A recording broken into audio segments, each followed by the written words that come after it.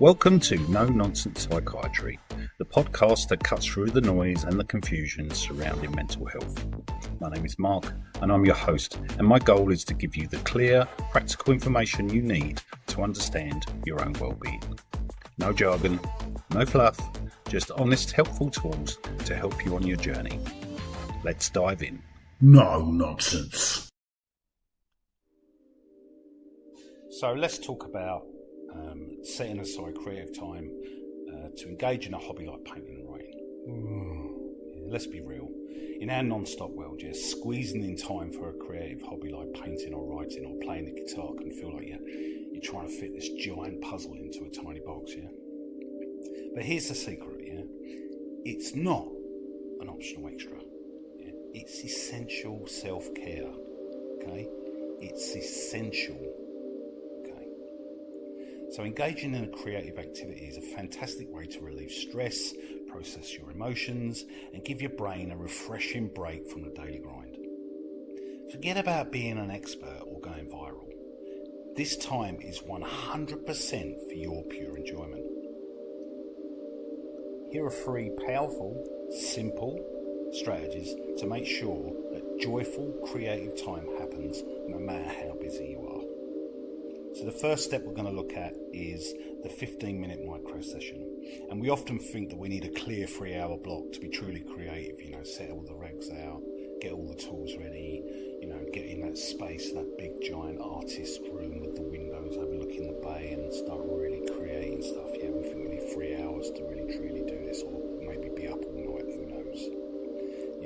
And that thought alone can be something that will stop us even before we start. You find yourself procrastinating about doing something like this by doing jobs that you don't like doing just to avoid doing this, okay? And the truth is that consistency beats marathon sessions every time, okay? So how does it work? Your daily creative shot. So you set a clock and you go, Commit to just 15 minutes of focus, uninterrupted creative time. That's less time than it takes for one episode of a show that you absolutely do have 15 minutes a day. So you block out it like it's a VIP, okay? And you treat this time like an important meeting that just can't be missed. You put it into your calendar.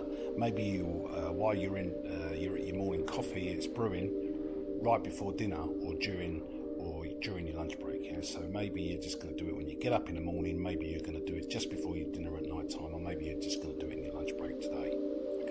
And the goal is show up, not finish, just show up. So you use this time and you promise yourself that you're simply going to show up to the page and the canvas or the instrument.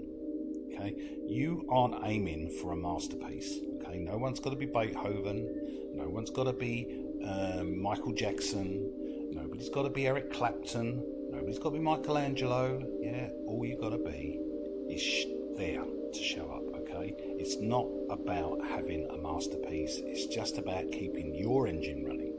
You could be creating a few shapes, write a 3 sentences, practice 1 chord progression, and that is a huge win for you. And the benefit of this is that the momentum multiplier, if you like, this strategy crushes the I don't have time excuse. By being consistently showing up for 15 minutes, you build an unstoppable creative momentum and your brain stays primed. Your skills stay sharp and you feel that amazing sense of accomplishment, which actually makes you more likely to schedule in some more time or even maybe a longer session when you don't have the time. You'll make the time. So designate your always reading creative corner. Let's start that again. The next step is to designate your always ready creative corner. Can't even read my notes. How fun is that? Anyway, your always ready creative corner. What is that? So the biggest enemy of starting any hobby is friction.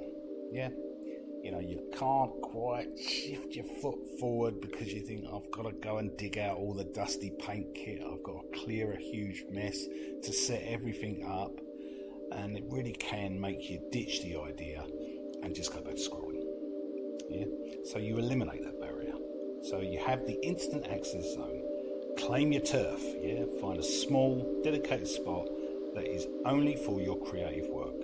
It can be a drawer, it could be a section of the kitchen table, a simple rolling cart, or a cosy corner in your spare room. And this is the key. You keep your tools, your current sketchbook, your favourite pen, your ukulele, a tray of watercolours out and ready to go, go, go. Your space becomes a visual magnet, gently calling you over. Come over, make a painting, come over. Right, maybe not that. But and it is, I guess, your psychological signal,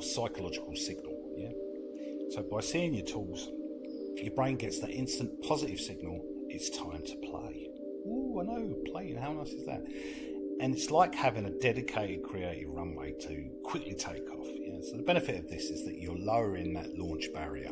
So when your supplies are set up and waiting, there's no excuse for procrastination. You can't do it. It's right there. You don't have to get anything out. You don't have to set anything up. It's all ready to go, go, go. You literally can walk over, sit down and start creating immediately. Okay? The simple act of transforms your hobby from a chore, the setting up part really, into a treat. And getting started. Okay, the third part of this is that you embrace the creative mess and total permission. The number one creative killer is demanding that critical voice we call perfectionism. Okay, it whispers things like, "That's not good enough. Don't bother. It won't be perfect."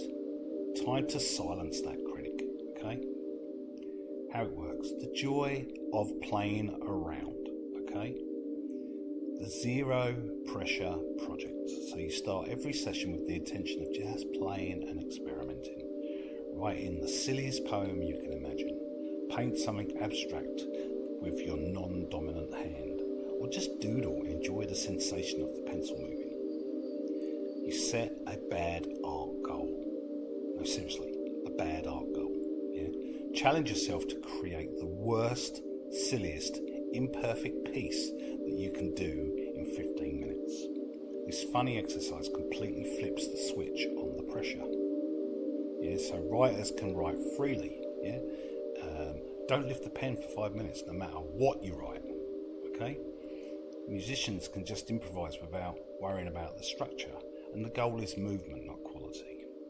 Unlocking that authentic flow. So when you completely let go of the pressure to be perfect, you suddenly free up all of that mental energy. And you stop judging and starting. You stop judging and start the experience, basically. And this is where the magic starts to happen. The most joyful, authentic, and sometimes surprising best work often emerges when you just have a little fun and giving yourself permission to mess it up. You've got this. You've got this.